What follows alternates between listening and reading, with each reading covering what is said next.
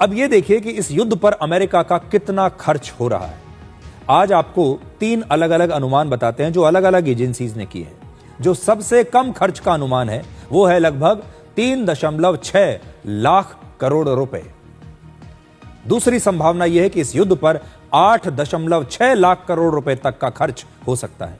और तीसरा अनुमान यह है कि ईरान के युद्ध पर अमेरिका का कुल खर्च लगभग 19 लाख करोड़ रुपए हो सकता है। ये अलग अलग एस्टिमेट्स हैं। जो सबसे कम जिसने लगाया वो भी हमने आपको बताया 3.5 लाख करोड़ रुपए, और जो सबसे ज्यादा अनुमान है वो है 19 लाख करोड़ रुपए। और अमेरिका का कुल रक्षा बजट ही 81 लाख करोड़ रुपए का है। तो 81 लाख करोड़ रुपए का रक्षा बजट में से अगर आपके 19 लाख करोड़ एक युद्ध में ही निकल गए तो आप अंदाजा लगाइए।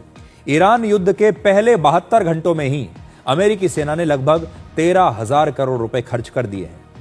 इस युद्ध में अमेरिकी सेना के लिए सबसे बड़ी मुश्किल यह है कि ईरान बहुत कम खर्च में तेज रफ्तार से सस्ती मिसाइल्स और ड्रोन्स बना रहा है, जबकि इन सस्ती मिसाइल्स को और ड्रोन्स को मार गिराने वाले एयर डिफेंस सिस्टम की मिसाइल्स जो हैं वो बड़ी महंगी हैं और इनके निर्माण की रफ्तार भी बहुत कम है। तो ईरान बहुत सस्ती मिसाइल और ड्रोन्स से हमले कर रहा है, लेकिन जब अमेरिका अपने एयर डिफेंस सिस्टम से इन सस्ती मिसाइल्स को रोकने के लिए अपनी मिसाइल छोड़ता है तो वो मिसाइल बहुत महंगी होती हैं और उनकी संख्या भी बहुत लिमिटेड है।